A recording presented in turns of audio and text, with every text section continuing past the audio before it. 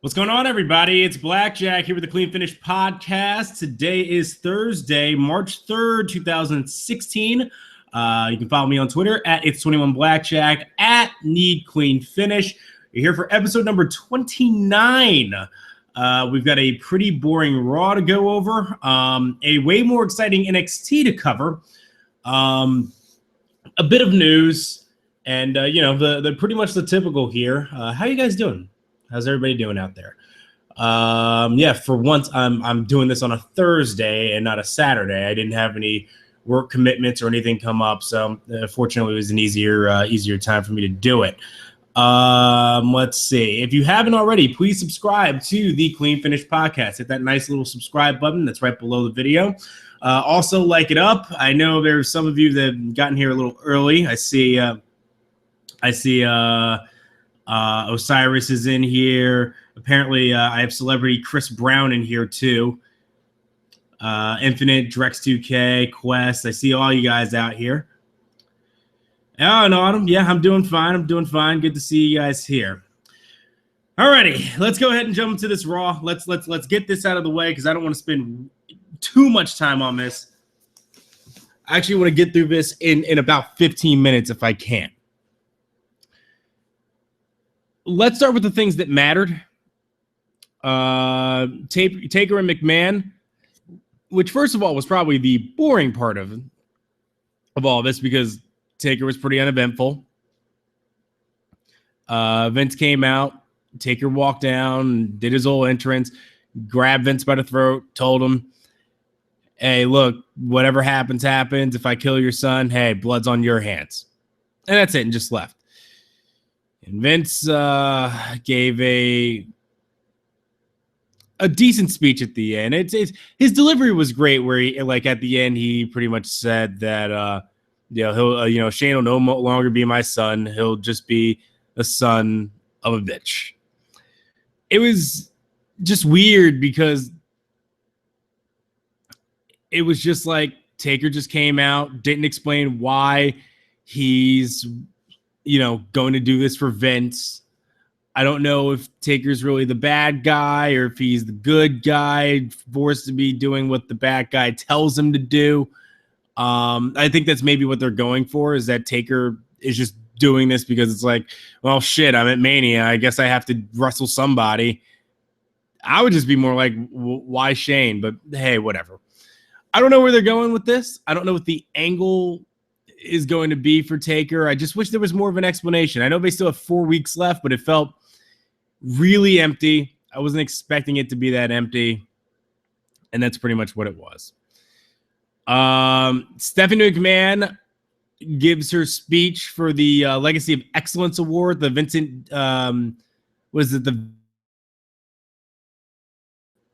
for grandfather, named after her grandfather. Steph's promo was amazing, actually. And one of the things that I noted was how well Steph can get heat now without that nasally, annoying voice that she had years ago. I went back before the show even went on. I was listening to, because I wanted to listen to some of the Rock's impersonations. And there was one promo in particular that he did where Stephanie McMahon and Triple H were out there making fun of a crowd in Alabama, I believe, and talking about how they're all like rednecks and everything. And she talked in this really annoying nasally voice, and she'd sit there and taunt the crowd like this. And it's just like, oh my God, it's like an instant heat magnet. I remember she started off the promo just saying, can I have your attention, please? And you're just like, oh my God, I just want to strangle your voice. It's amazing to me that she, it's not her voice anymore. It's almost like she's gotten composure and she comes off more as a very confident performer. And her heat is just actually based on how vicious and vile she sounds, not how annoying and nasally she is.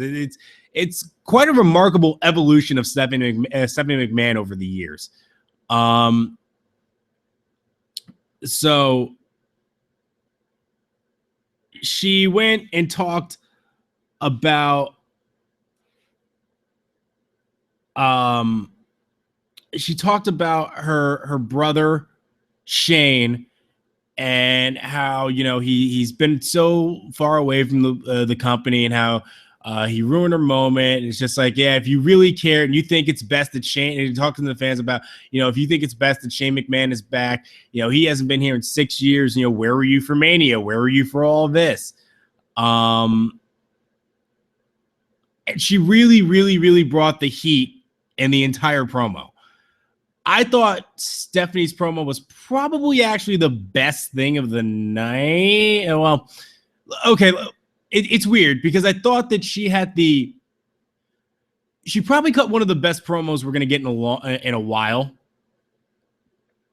Ambrose's stuff may have been a little bit more entertaining, but Steph's viciousness and what she did to pretty much set up Shane and get him over, I thought was excellent and was probably the best delivered stuff the entire night. She was great. Absolutely great. Which, now that I've mentioned it, gets us to the entertaining part of Raw. Triple H came out and pretty much, you know, cut a promo talking about, you know, Roman Reigns and what he did to him and yada, yada, yada. Fans were cheering Triple H a little bit at the beginning until Dean came out and interrupted him. And Dean was pretty much fire on the mic tonight too. He was great. And Ambrose at this point, and what I like about him is that, you know how we talk about how Sami Zayn is what John Cena is. He is what John Cena should be. Like, the concept of John Cena is what Sami Zayn actually is. In reality, John Cena is nothing like the John Cena that he likes to portray, the never give up guy. John Cena is really Superman. Sure, he says never give up, but he doesn't. It's not so much that he never gives up. It's just that he has superhuman strength and you know, is incapable of doing so. Whereas Sami Zayn, for instance, is a guy who does come up short, has shortcomings, actually faces problems and roadblocks, and still doesn't quit, doesn't give up, does his best to fight through it.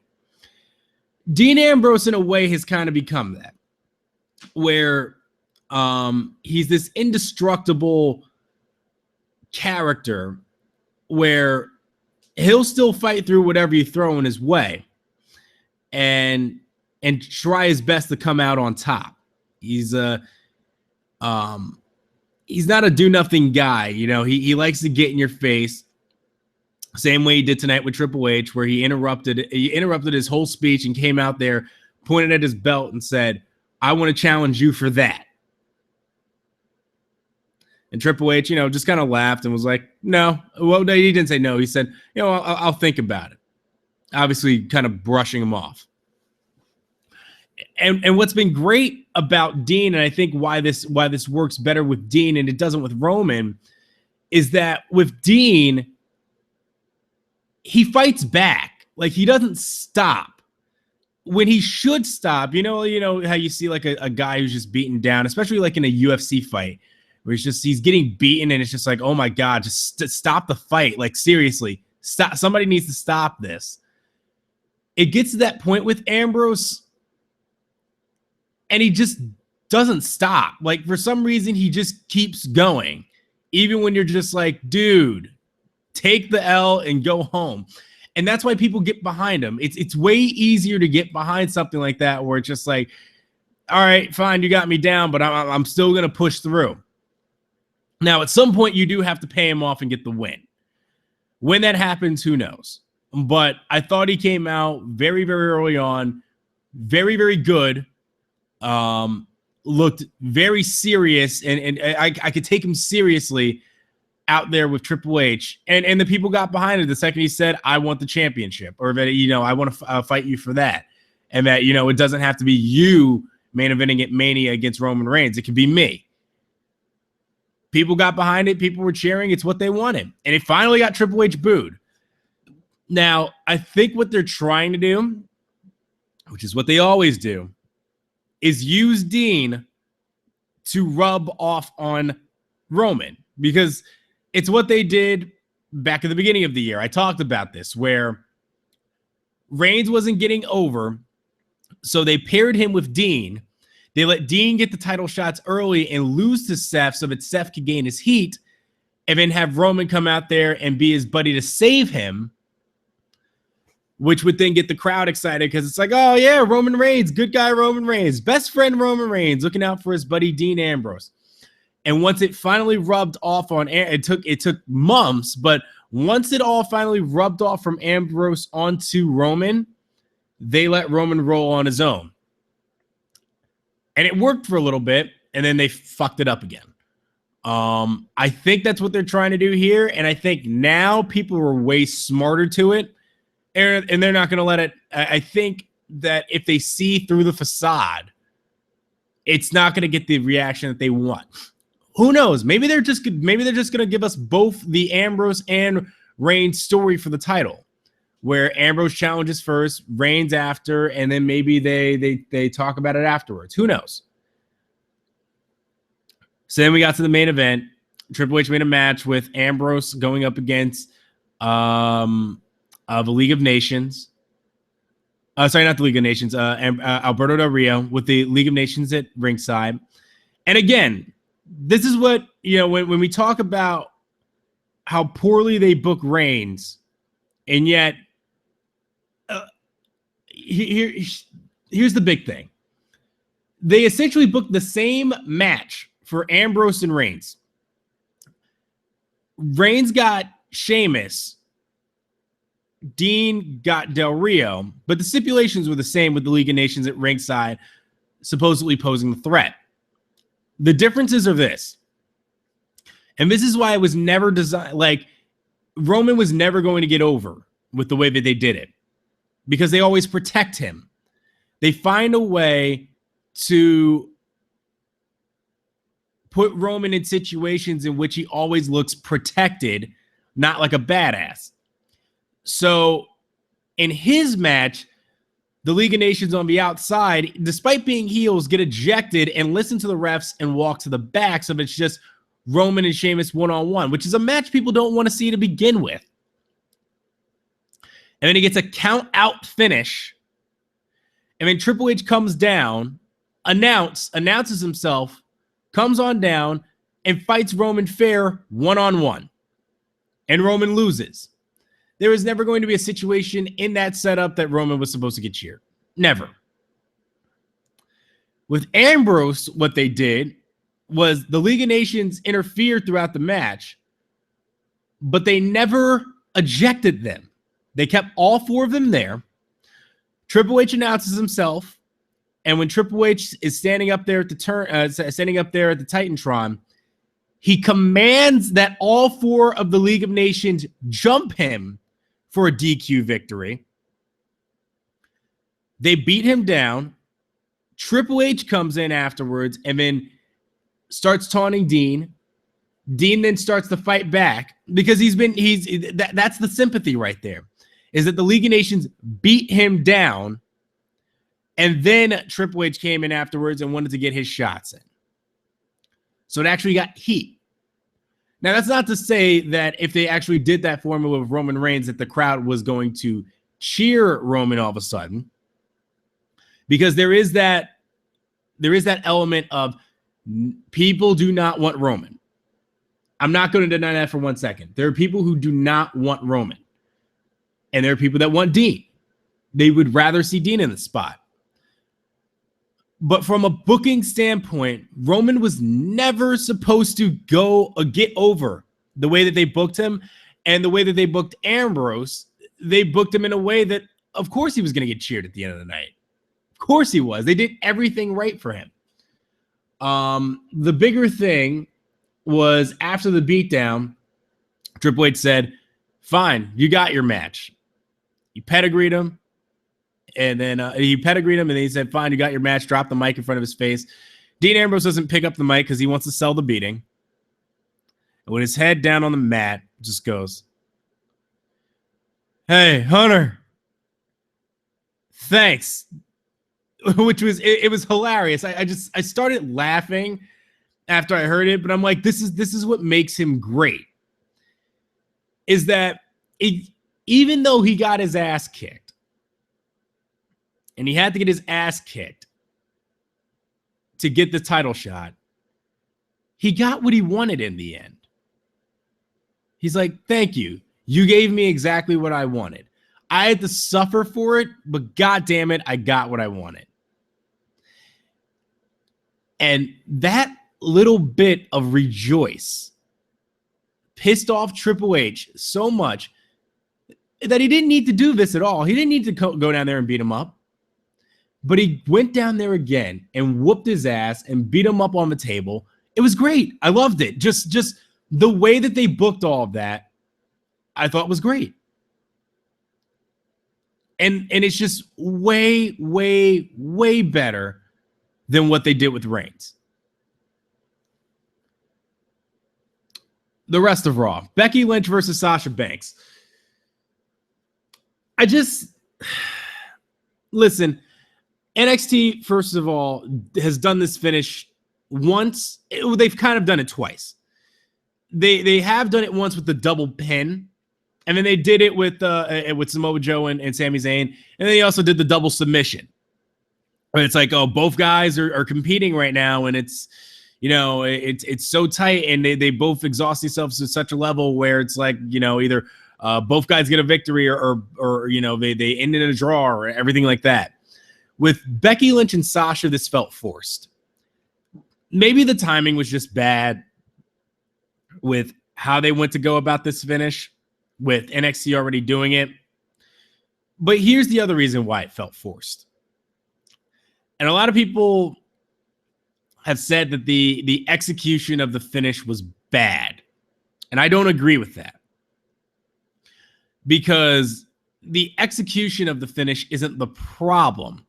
Because essentially what it was that you do a sunset flip powerbomb and you land on your head. And I guess the story, which commentary missed, is that Becky started punching and headbutting Sasha in the head, which caused her to pass out.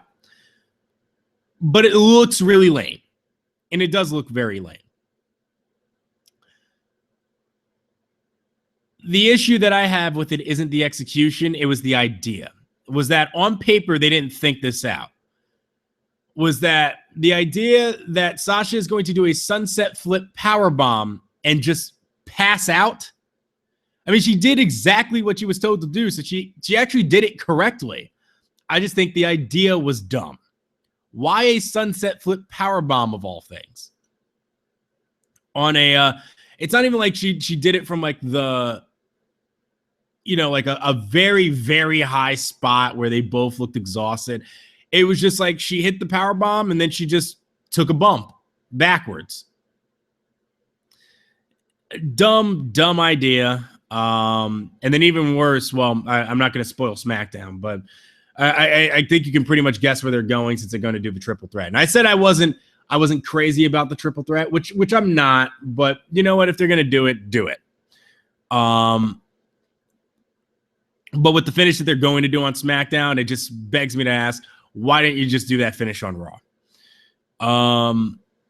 But yeah, I wasn't a fan of the finish. Just give us the triple threat. The fans are chanting triple threat. Just give it to them already. Y2AJ defeat the New Day. This is a good little match.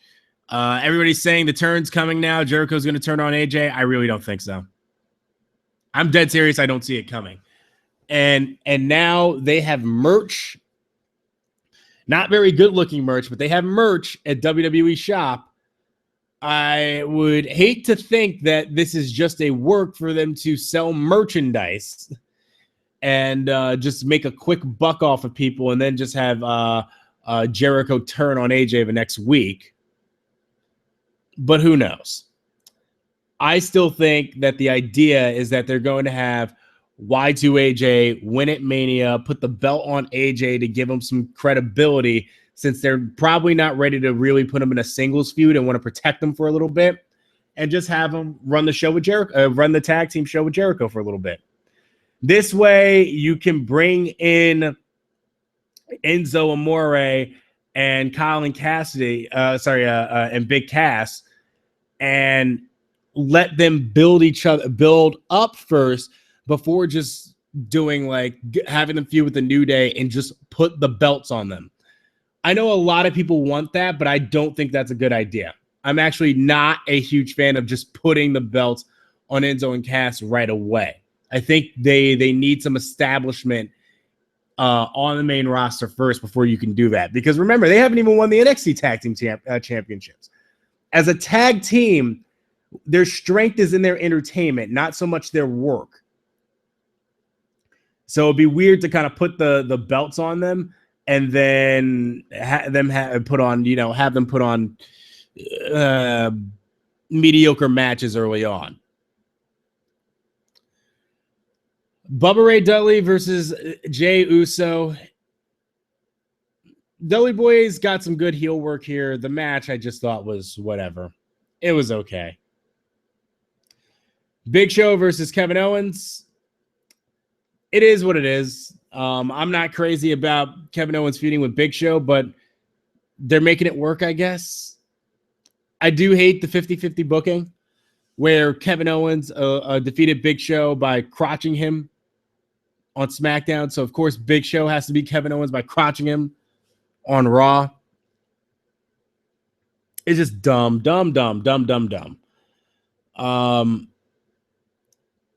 I don't know if they're going to do Big Show or in an Intercontinental title match with Owens, or maybe they do a multi-man match. I have no idea. I just wish we could get Kevin Owens a real feud here. And I know he's going up against Ambrose tonight, so I mean, you take two guesses as to how that's going to finish. Kevin Owens is a guy who right now needs some wins. Even if he cheats, he needs wins because he needs credibility. Because right now, he's gone back to like mid-Carter stage, and that's not good. You have Ryback and Adam Rose. Ryback beat the shit out of Adam Rose. I don't know what they're doing with him, what they're building him up for. But we'll see, I guess. You had Miz versus Dolph Ziggler. Just is what it is. Ziggler, a guy who has beaten Kevin Owens twice, gets a lucky pin, gets pinned on a lucky roll up by the Miz. Sure, why not? I don't know. I mean, if you're the Miz has done a great job as a heel these past couple of weeks, so I guess, give him a win to make him look a little bit more credible is not a bad thing. And Dolph Ziggler is just Dolph Ziggler. Yeah, I don't know. And then we had Lana versus Brie. Lana and Brie backstage. Lana taunting Brie about her goat-faced husband and how Lana has a big, strong man, and Brie is a twig, and Lana actually has shape. I guess they're having a match at Mania. I hope Lana goes over. I don't know. And that was Raw. It was a show. It happened. I went way longer than I wanted to. I went 25 minutes. All right. Let's talk about a little bit of news. Ooh, this is an interesting one. This one literally just popped up on my feed. Batista claims that Vince McMahon had Triple H suspend Titus O'Neil. This one's coming from Cage Side, who says in a recent interview with the Mike Calta show, he revealed Batista revealed a new piece of information that created at least some of that anger. He said, if you ever spent any time with Vince or walk through the hallway, Vince is always grabbing you and he wants to wrestle. And he wants to tell you how much he benched the day before. He's just that type of dude. It was just one of those moments. And even if I think Vince, this is just secondhand information, I heard Vince said it was just wrong time, wrong place. If that's the case, then when you take a guy like Titus, who is such a loyal dude, such a good dude, you take him aside and say, hey, man, that was the wrong time and wrong place. Don't do that again. It never would have happened again, and it would have been done. But Vince not only fined and suspended Titus, and he's missing WrestleMania, but he didn't even do it himself. He had Hunter do it. It's just so ridiculous, man. I just don't get it. I think he should leave. Now, I don't know how much truth there is to that. I mean, it's easy to believe that Vince would do something like that, just have Triple H kind of hand on the suspension. But I have no idea. I mean, that's an interesting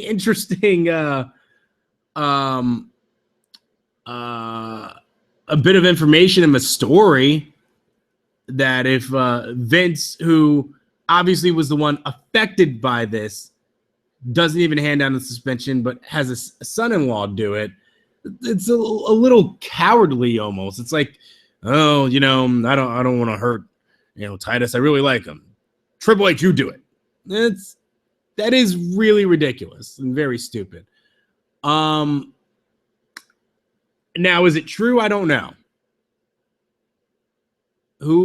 I have no idea. It's just a really weird situation, because Batista is right that if this was just a wrong time, wrong place deal, give a guy a warning. He didn't go on air and flip the finger or give an F-bomb like Vince has constantly done on TV in the past couple of weeks. He just went out there and grabbed Vince. That's all. I didn't think it deserved the all the suspension and the fines that it got. I think that's a bit ridiculous. By the way, I forgot to mention that Triple H did give. I did mention that Ambrose gets his title shot, but it will be at the next live event that they're going to do right before WrestleMania, called WWE Roadblock. Yes, it's actually called Roadblock. So that is where the Triple H Ambrose match will be. They are also going to do the tag team champions on NXT, Dash and Dawson versus Enzo Amore and Big Cass for that event as well. And it seems like they're going to do Brock Lesnar versus Bray Wyatt for that show as well. So you finally get to see the match at Mania the match that was rumored to be at Mania on this show. So I imagine Brock's probably going to kill Bray, and then Bray will bring in his goons, and Brock will suplex him until they can't take over, because you got to make him look strong for Ambrose. So it's probably just going to be Brock suplexing the shit out of Bray Wyatt and then manhandling his goons. Wrestling Observer. I don't know who said it. It'd be really nice if I knew that. Especially because I'm subscribed to them. I probably should know. But anyway, the Observer says that there are negotiations going on for a New Japan video game. Should be interesting. Be fun to actually get to play a wrestling game that has a Kenny Omega, Young Bucks characters programmed in there. I don't know if I don't know if they can do guys like Nakamura anymore, since have over here in the States now with WWE. But you can still have your little Rainmaker moments with Okada. There's still Shibata, Goto. I imagine they'll probably even do like Red Dragon. I wonder if they'll have any like a collaboration with like Ring of Honor too. It'd be interesting. I really want to see what a New Japan video game would be like. But that's the word, is that they're in works. Sami Zayn is also scheduled for WrestleMania 32. So maybe there is some truth to a multi-man match, and maybe they'll throw Sami Zayn in at the last minute as an entrant for the multi-man match against Kevin Owens for the title. Maybe Zayn pins somebody else for the title, and then Zayn and Owens go into a feud from there. Who knows? But apparently the word is that Zayn is scheduled for WrestleMania 32. So that call up It's coming pretty soon, and that should be interesting because Zayn and Nakamura has been scheduled for NXT Dallas. And I am under the impression that, or at least my guess, is that Nakamura is going to be winning that match. So it'd be weird to see him.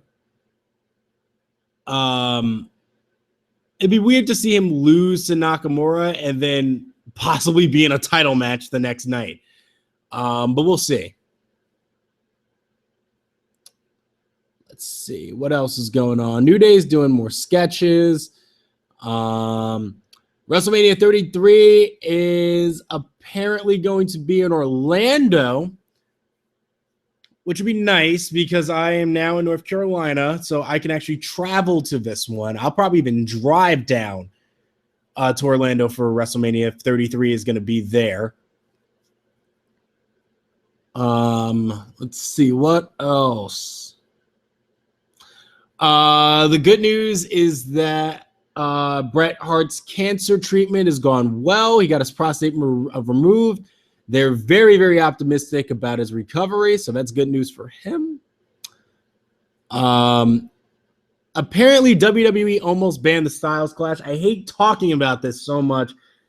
I actually posted pictures today of the pedigree and the neutralizer and why banning the Styles Clash would be stupid. Because it is the same exact bump. I understand the guys have broken their necks taking the Styles Clash, but it's because they don't think. It is the easiest bump in the world to take. You can just as easily break your neck taking a bump from a neutralizer from Cesaro or taking a pedigree from Triple H. So it would make no sense that a move like this would get banned. Kevin Nash said that he will donate his brain for concussion research, so that'll be interesting. Apparently, once he passes, he said that he's going to donate his brain also and his spine for them to go ahead and do research and kind of like learn more about concussions. He says that he's had several throughout his life. He's had scan done and stuff and knew that somewhere down the line he'd had short-term memory problems, and he just decided to go ahead. The only way you can diagnose this is after you're dead. So, hey, I mean, if, you're not doing anything with your body, sure, why not donate it to something that'll be, positive and going towards research and learning something that's still kind of a big blur in terms of like defining it and kind of narrowing it down. Let's see what else. That's pretty much about it in terms of news that I really want to talk about. I don't think there's much else to cover, but let's go ahead and hop into NXT, because we do have quite a bit to talk about there with NXT. NXT started out with, I believe it was a tag team match, right? They had the Vaudevillains and Hugo Knox and the big guy. What's the big dude's name? I think his name is Tucker Knight. That's his name. It is so weird to see two guys like the Vaudevillains, Aiden English, who to be fair, Simon Gotch has got some weight on him. Not like, not like he's fat or anything, but he's a fairly burly isn't the word. He's got mass to him, but he's not big. He doesn't look scrawny. I don't know if stocky's not really the word. You know what I mean. And Aiden is this somewhat scrawny, but really he's not scrawny. He's just thin and very ripped. It is very weird to see Hugo Knox, who is this tank rugby football looking guy, and Tucker Knight, who is a behemoth in terms of size, get pushed around so easily by these two. It was just very, very strange to watch.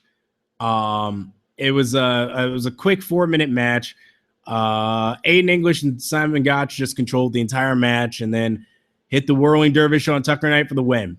I will say this. From what I saw from Hugo Knox, he's a good bumper. I don't know if he's a good seller or not, but he was very good at taking bumps. He needs to get out of them stupid job or polka dot tights and maybe upgrade to something like all black for now, until they like find an actual gimmick for him. Afterwards, they had an interview backstage with Emma and Dana Brooke. The interviewer, I can't remember what the guy's name is. The interviewer pretty much came and talked to them about Asuka, and they responded about Deonna Purrazzo losing to Asuka again and just getting whooped. It's just like, duh, of course she was going to get whooped. It's, you know, she's whatever. And she shouldn't have came and interrupted our interview. And then they said that Emma was, Dana said that she was going to make short work of whoever she was going to face tonight. And then she pats him on the head. And then they go and they prepare for the match. Then they showed footage again of Enzo Amore getting jumped outside by Dash and Dawson, with Colin Cassidy coming out to save him. And then that's when they made the announcement that at Roadblock, they're going to be defending the titles there. Be nice to see some NXT talent on a live WWE show. That'll be fun. So they had Santana Garrett making another appearance here on NXT. Her first match was against Asuka, which was awesome. She had this match against Emma here. And I've got to say, Dana and Emma together are great as heels. There was one point in this match in particular where Emma was taking advantage of the 5 count, and the ref was trying to get her off of her and talk to her. And both Dana and Emma, I believe, at the same time said, "We know the rules," and just made them fuck off. I love it.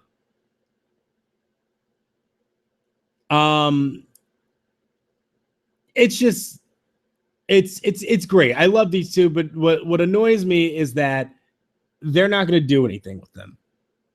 Or at least it doesn't seem like they're going to do anything with them. They had a good match here too. There's not a lot to talk about because Emma pretty much got all the heat. You didn't get to see a lot of Santana's work like she did against Asuka, where Asuka kind of allowed her to get an offense so that she could build up to her raging and kicking the shit out of her. But yeah, it's just a shame that they mentioned here that Emma was challenging for the title 2 years ago. And I'm like, she hasn't been in a title match since 2 years. Gotta give her a payoff at some point.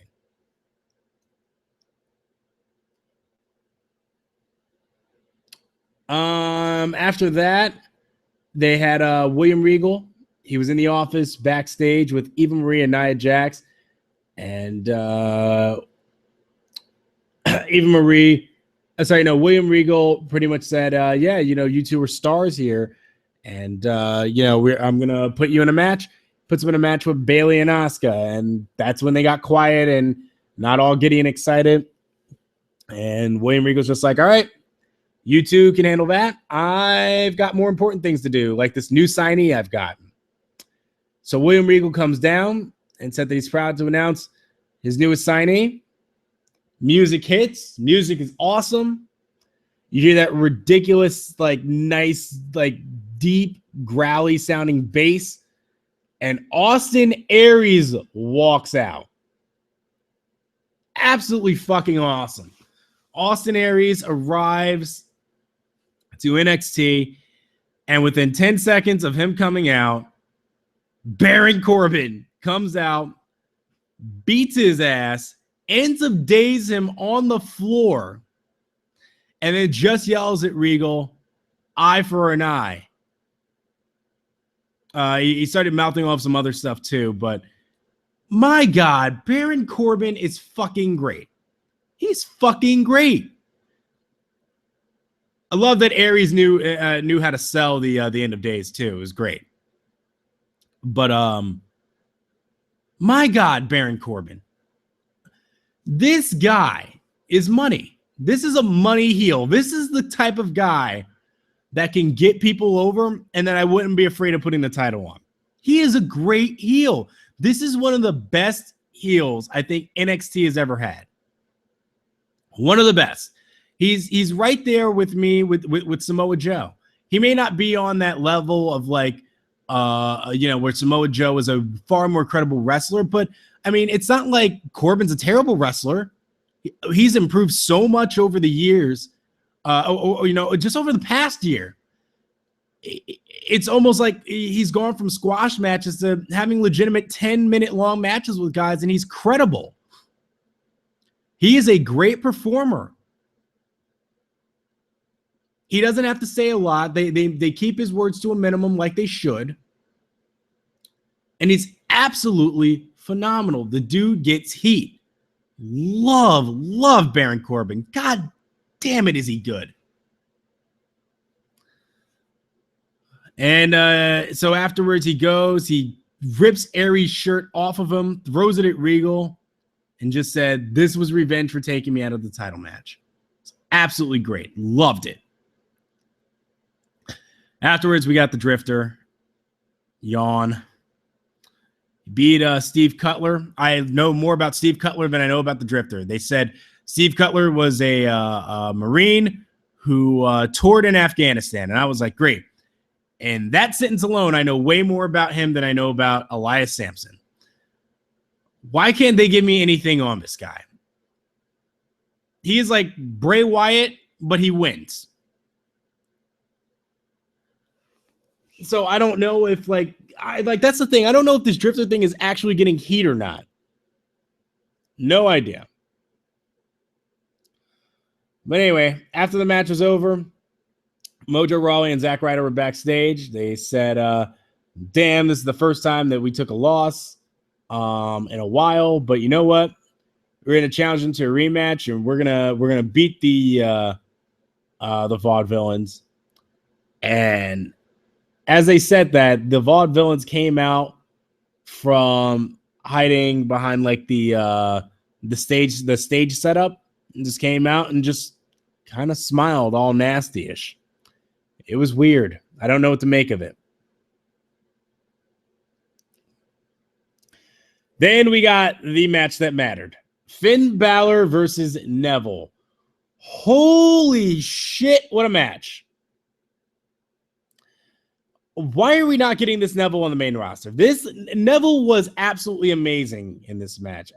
And I think he has given Finn Balor his best match in quite some damn time because,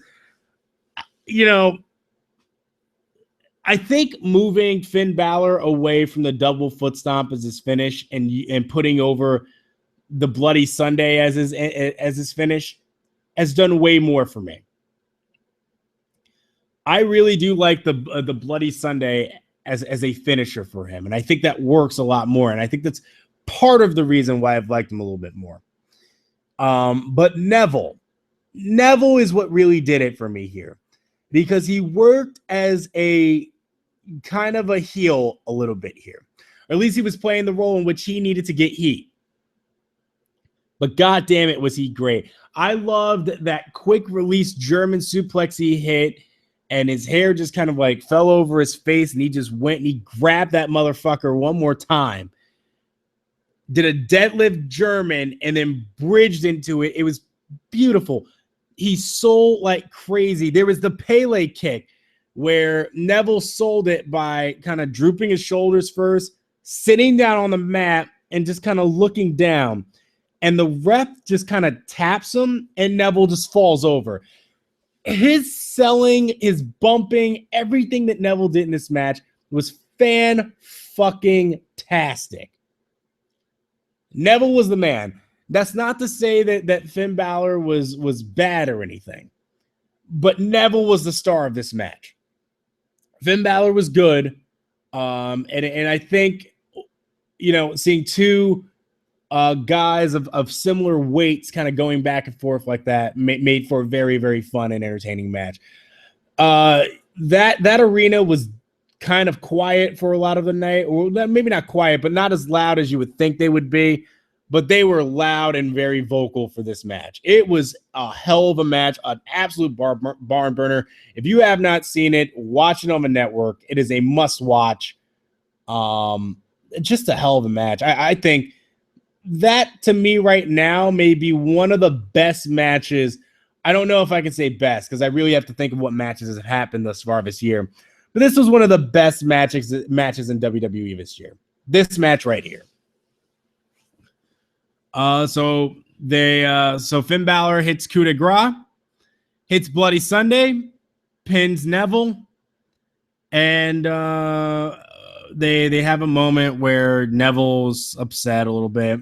Balor extends his hand, they shake hands, raises the title with him, and then they go backstage. It's Samoa Joe and Sami Zayn with Rich Brennan, and Rich Brennan says, is there to talk about the title match coming up. Samoa Joe says, Sami Zayn, you're ungrateful. I'm still the reason why you're even still alive, and that you're allowed to even still wrestle, because I protected you from Kevin Owens. Zayn goes and says that Joe doesn't appreciate all the work that we did, and that he's ungrateful, and that he and others have done such a job to build up NXT so that he can even come over here. And Samoa Joe just goes and says, you know what? In the end, this is ironic, because in the end, maybe I'll be the one to put you out and end your career once and for all, while I get another shot at Finn. It was a great little promo to end off. Fun, great show. I guess at points. I thought the stuff with Corbin was great. Finn Balor and Neville was great. I enjoyed the Emma Santana Garrett match. It was enough that it kept my interest. I enjoyed it for the most part.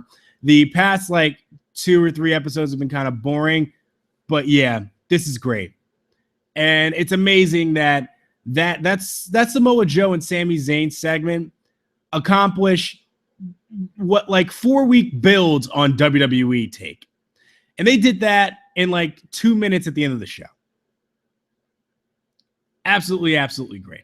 Loved it. Yeah, geez. Okay, there's 90 of you in here right now. Sorry, I haven't been paying attention to the count right now. But thank you guys so much for joining. Yes, if you have not, as Osiris is saying now, if you have not, go ahead and hit the like button on the stream. We'll do what wrestlers look like. I'll give you some time to go ahead and send some over if you haven't. Yes, I do believe that they should probably just trap him in NXT at this point, because the main roster is doing nothing for him. It was a Japanese crowd. It might as well be. You know what? I wouldn't mind seeing Neville as a heel. Because Steven brought it up here, that he needs to be a heel. I actually would not mind a heel Neville. I would be very entertained by a heel Neville, because he seems like the kind of guy that can do it. I mean, even go back to his work with Sami Zayn, he can kind of come off as a guy who wants to pretend he's a baby face, yeah, I'm a good guy, but I gotta look out for myself. That kind of heel, I think Neville can play, and he'll be very good at it. All right, I'll give you some time to go ahead and send in your submissions. If you have some questions, I'd be interested in seeing what you guys have to say. Oh, okay. I guess we already have some in. Yes, that Zayn, Mello Stillmatic says that story was classic. Yes, that Zayn Neville story was so damn good. And it was great in the end to see Neville just kind of be like, all right, you finally got me. You got the title, and shake his hand at the end. All right, let's see what we got here.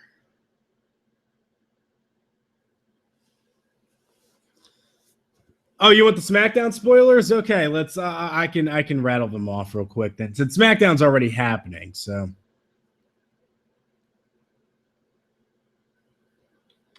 let me pull them up first, and I can get it.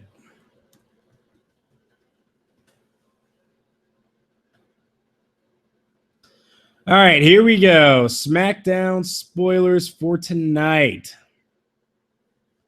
Dean Ambrose started the show with a promo talking about his match against Triple H at Roadblock. Kevin Owens cuts him off and says he needs to fight someone. Then he tries to attack Ambrose from behind. Ambrose, who was sitting in a chair, ducks Owens, swings, and hits him with a chair to end the segment. League of Nations defeat the Usos. The Dudleys came out after the bell and teased the table spot, but then they beat up the Usos and left. Dolph Ziggler defeated The Miz with a roll-up, so 50-50. And I can talk about this now. Sasha Banks and Becky Lynch ended in a no contest after Charlotte interfered and attacked both of them, which begs me to ask the question, why didn't you just do that on Raw? Would have made way more sense to do it then. AJ Styles defeated Kofi Kingston in a singles match. He won with a springboard elbow. So really getting over what I think is the true. That springboard elbow that AJ does looks way better. The height and everything that he gets, it does look way better than the Superman punch. And then the show went off with Dean Ambrose beating Kevin Owens. He won with dirty deeds. Owens then tried to attack Ambrose and put him through a table, but Ambrose countered with an elbow drop on Owens to end the show. From what I heard, that table didn't break, which makes me a little sad, but hey, whatever. He got the elbow on him. All right, let's look at what wrestlers look like. Let's see what we got here. Oh, yeah, there is that New Day video, if you haven't seen it already, of Big E. So the New Day have been they've been dropping little the Elite, which is the Young Bucks and Kenny Omega. They've been dropping like small little what's the word I want to look at? Like Easter eggs, where it's like, yes, we are talking about the Elite, or we are talking about Kenny Omega. So they had this really funny backstage thing that they did, where after their loss to Y2AJ, they Kofi and Xavier were really mad, so they put Xavier Woods in the positivity chamber, and the positivity chamber is just an empty Mountain Dew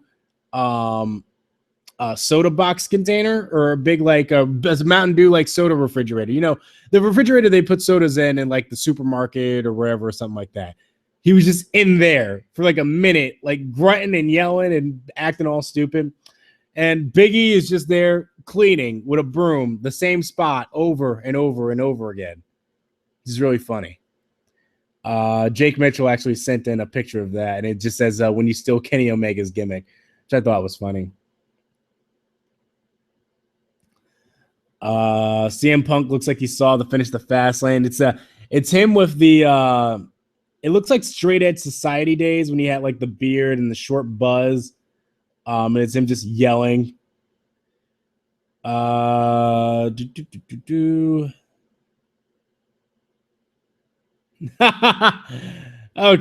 this one's from Quest 71084. It's when you didn't have sex in a while and then you bust. It's Brock Lesnar doing the apron jump on the ropes, but the angle that it's at, I have to retweet it because it's the only way that I can't explain it otherwise. It's the angle that he's shooting up at, and the pyro is matching it, so it looks like the pyro is as if it's shooting out of its dick, which I think is hilarious.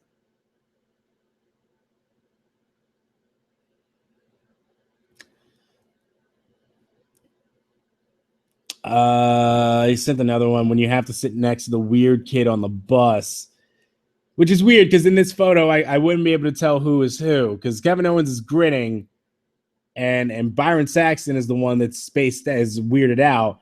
But I would think Byron Saxton is the weird one And Kevin Owens should be the one who shouldn't be stoked about this. This one's actually a funny one, the Quest sent. When you give your side chick permission to show affection in public, and it's just Bailey hugging Kevin Owens, and Kevin Owens is just there with his hands crossed, like, all right, I'll put up with this, I guess.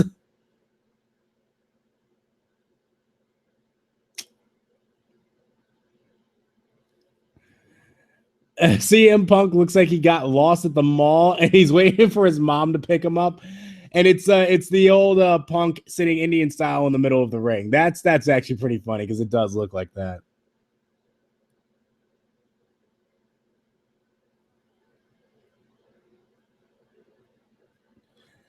Let's see. Are there any other good ones? Cena looks like that one jealous boyfriend who makes sure no one looks at his girl's ass. Okay. I didn't see his face, but that's actually kind of funny. I don't know what Nikki is wearing. She's somehow wearing something that does accentuate like her hips. It like accentuates her hips and her butt, but then she just said, fuck it. I just want like the legs to flare out as wide as possible. It's very strange looking. All right, and that seems like that's it. I'm going to give the win this week to who sent me the Brock Lesnar one? Quest 71084. You win this week because that Brock Lesnar one is very clean. The Brock Lesnar one is clean as all hell. All right, let's see. Anything going on in the chat? Let's see if there's any questions or anything. All right, there are questions. Okay, let's do some questions.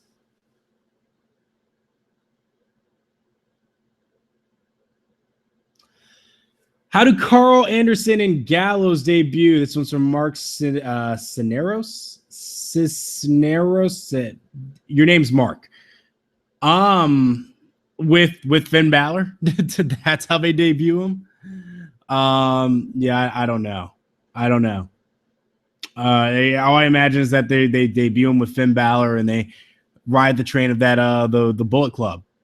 Seems like what they're doing anyway.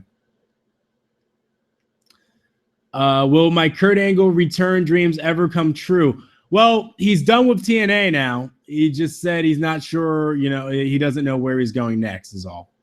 So who knows? Maybe they will. Maybe they won't.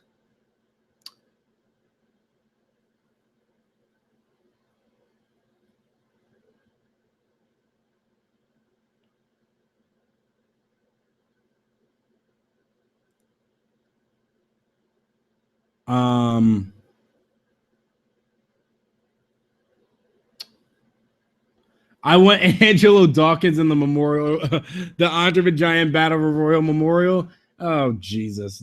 You guys are ridiculous.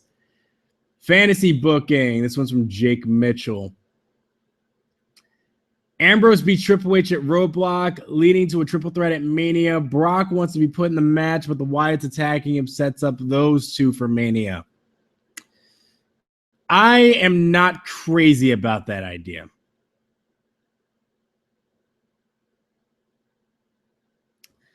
I can't go into full detail why because I'll go on for another 10 minutes. I don't want to go on that long. But I am not crazy about that idea.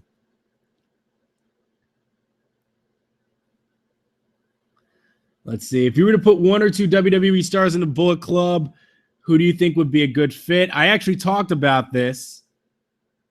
I would do Dash and Dawson. I would put Dash and Dawson with Finn. And I would even get Alexa Bliss as far away from Blake and Murphy. I don't care if she's dating Murphy.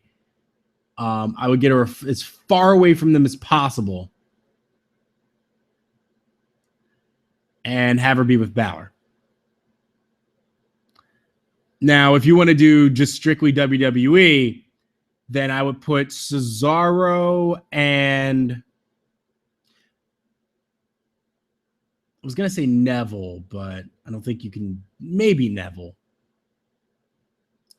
Definitely Cesaro. I don't know who the second guy would be, but I would definitely put Cesaro with him.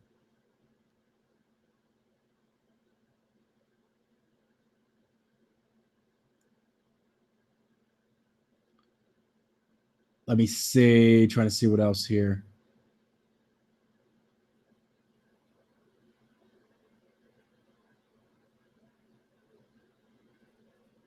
I honestly thought that the whole Rusev body slam challenge was, yeah, I don't know what happened with that, where Rusev is just like, you beat me, you get a Maserati. And then it's just like they did nothing with that whatsoever. I have no clue why that was. Does Tyler Breeze need a new gimmick? This one's from Justin Parks. I don't even think a new gimmick will help him, because I think what's going to hurt him in the long run essentially is that he is short. He is short. That's it. And that's all Vince is going to see. He's going to see, well, right now he sees a stupid guy and a stupid gimmick who's short. Sure, you could change up his gimmick, but I don't think that's going to help him any more or any less if Vince is still there. How does Cesaro return? I have no idea. Do you have Finn dropping the title at Dallas? Because I don't. From Mellow Stillmatic, I have no idea. They've booked this guy so well that I really don't know if he's going to lose. And they booked Samoa Joe so well that I think he would win the second time around. My gut says no, but my brain says yes. If that makes any sense. Who takes the NXT title from Balor? I still 100% believe Baron Corbin should. I don't know if he will, but I think he should. Do you like AJ and Jericho as a tag team? I don't mind it. I mean, I don't have an issue with it, but I'm not like crazy about it. I think they're okay.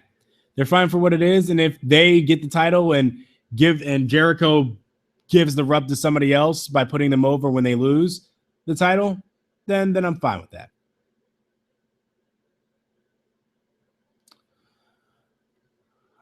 All right. I think that's all the questions I see.